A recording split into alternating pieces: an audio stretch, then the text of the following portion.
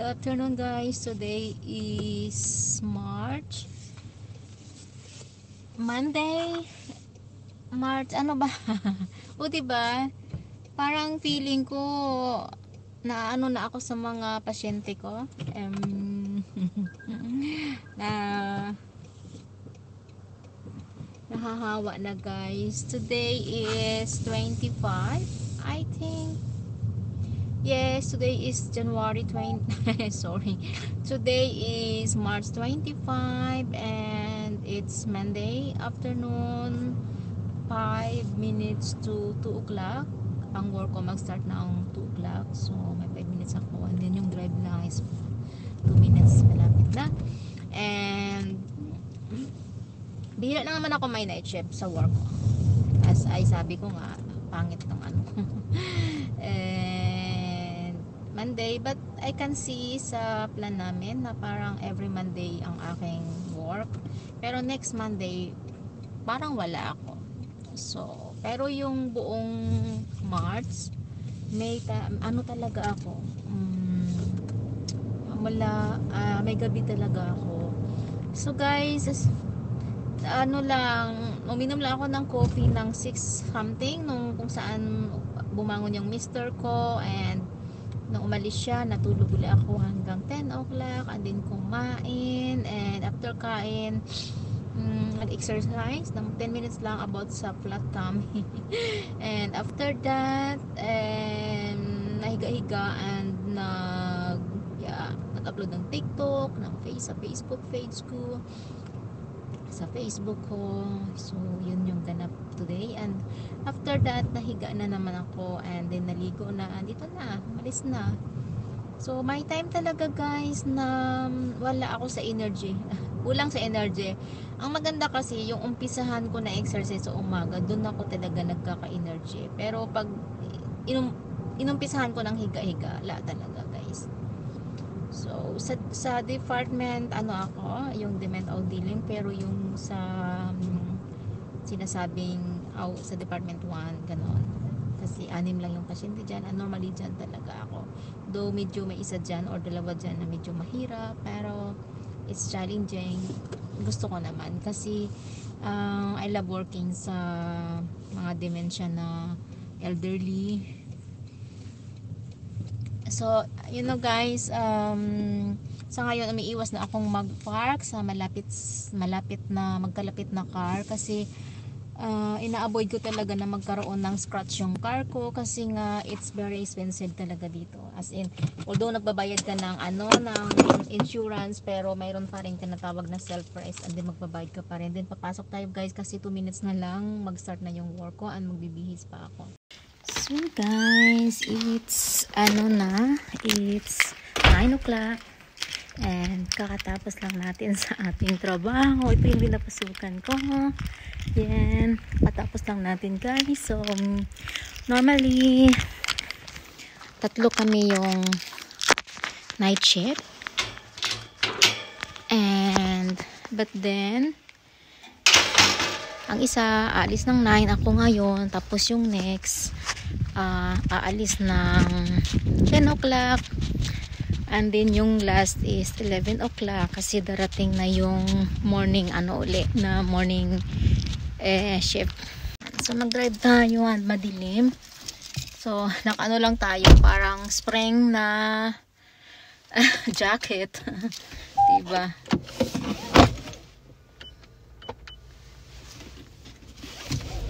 Even when you feel low, you can still go. Even when you feel slow, you can still go. Even when there's no hope, you can still go. I never answer to no, man, I still go. Go, go, go, go, go, go, go, go, go, go, go, go, yo, go, go, go. Hustle hard, hustle every single day. I'll be making moves till I'm buried in my grave. To the system, I don't wanna be a slave. I've been doing shit my way, or the highway, and in the driveway is a nice range. 'Cause I grind through the climb, I ain't fight pain. You never hit the bitch, nah, I don't complain. Just gotta flip the switch and you can go and obtain anything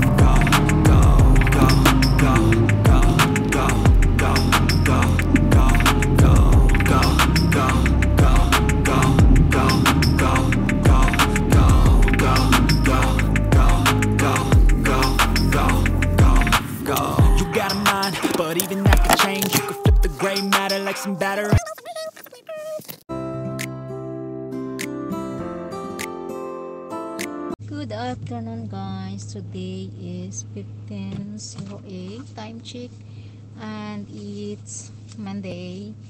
Grabe yung work ko this week, as in nagkataon na holiday plus sumabay yung weekend na shift ko, kaya pagod kasi Monday lang ako nag free last week, and then Wednesday to ngayong Monday work and yeah, napipil ko na pagod ako, but well, bukas naman is free ko and Wednesday, so makapagpahinga naman tayo. Kaso nga lang, hindi naman ako makatulog ng diretsuhan ba talaga na pagtulog, gawa nung ihatid ko yung anak kong babae sa school ng 7:45 at least. So hindi rin ako makatulog talaga ng diretsuhan. Tsaka kasi si mister ko, pag nagising siya, yung alarm niya, nagigising din ako. Though nasa higaan lang ako, pero hirap na ako makatulog ulit pag ganyan. Kasi habang tumatanda ako guys, na feel ko na umiiba na din yung way ng ko ba pang tulog. Masyado nang sensitive yung tenga ko. Yes, and now habang nasa work ako, iniisip kung ano yung food namin, although marami pa naman kaming food na leftover from yesterday kasi nagkaroon ng guest kami while nasa work ako, pero naabutan ko pa sila, so nakapag stay pa ako sa kanila ng mga 2 hours, something like that. And so mayroon kaming Danish food, pero I think anong nangyari dito sa sakyan na to ba?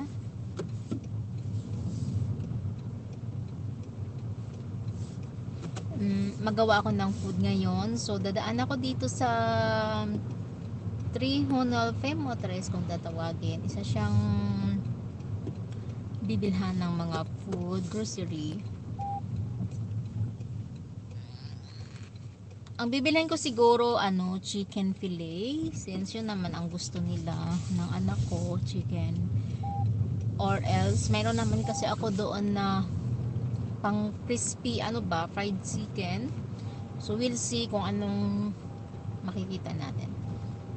And yun, nung dumating yung anak ni Mr. na isa, panganay, nung Wednesday siya, si Mr. ko ang nagluto ng dinner, and then nung Thursday yung anak niyang panganay ang nagluto ng dinner, and nung Saturday ng gabi ang dalawa niyang anak na lalaki ang nagluto ng dinner. And so yun, naka-free tayo ng pagluto ng dinner.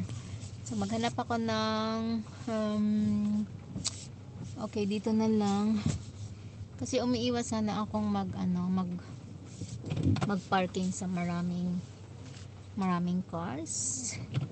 Due na nga sa experience ko guys, pero feeling ko hindi talaga na maiiwasan yung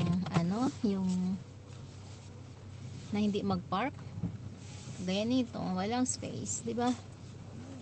So layo lang natin konti dyan.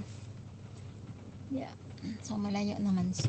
And yun guys, pupunta muna tayo sa loob and bibili tayo ng pagkain. Kukunin natin yung ating susi ng car.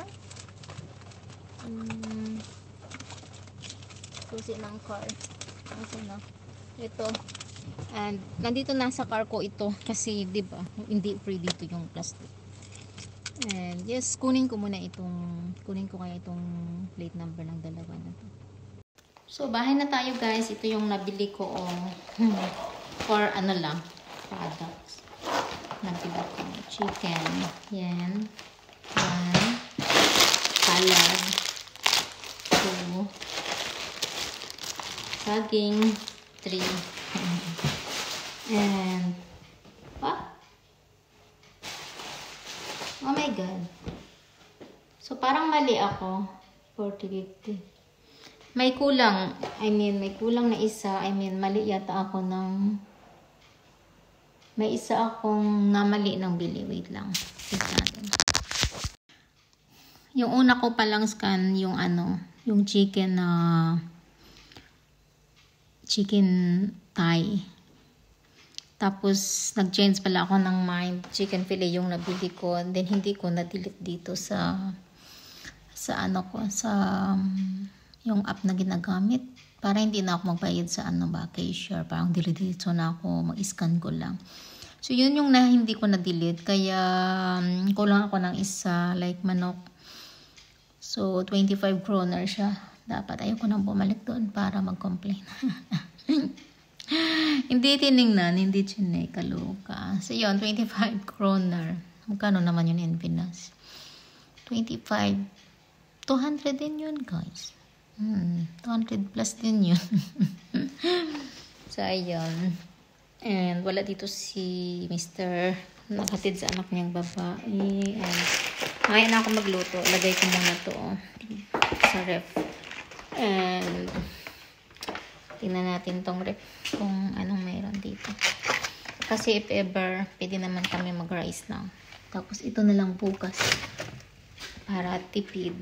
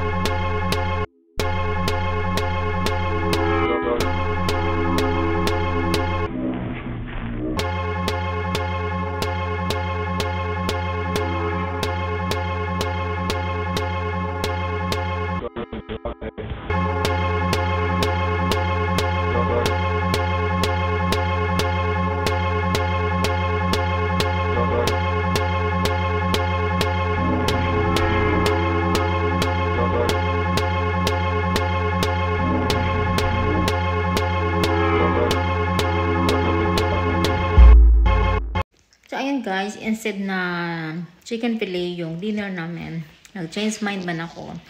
So, nagluto na lang ako ng rice and bacon, egg, corned beef, and then may mga, alam mo yun,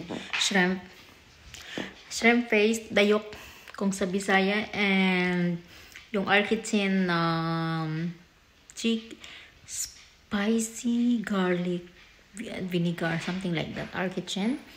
And ano pa ba yun, yung leftover kagabi. Yes, so yeah, nagbagong isip. So yun, bukas na lang namin yun kainin for our dinner, yung chicken fillet. And now mag-aantay kami sa anak ng lalaki kasi nanood kami ng movie, kasi nanood kami ng movie kagabi, nakadalawang ano kami, like, what is the title of the movie? Oh, ticket. John Wick. John Wick? Yeah, John Wick. John Wick first and the second. And then, ngayon yung third namin papanoorin. Pero ngayon, inaano pa namin, naantay ko yung anak ko lalaki. And then, magpalit mo siguro ako ng damit, pantulog para ready na. Wala naman akong work bukas. Pero baka, we'll see. Umuulan, no? Hindi maganda yung weather ngayon. So, ayun guys. Thanks for watching and bye for now. Good evening. Hi!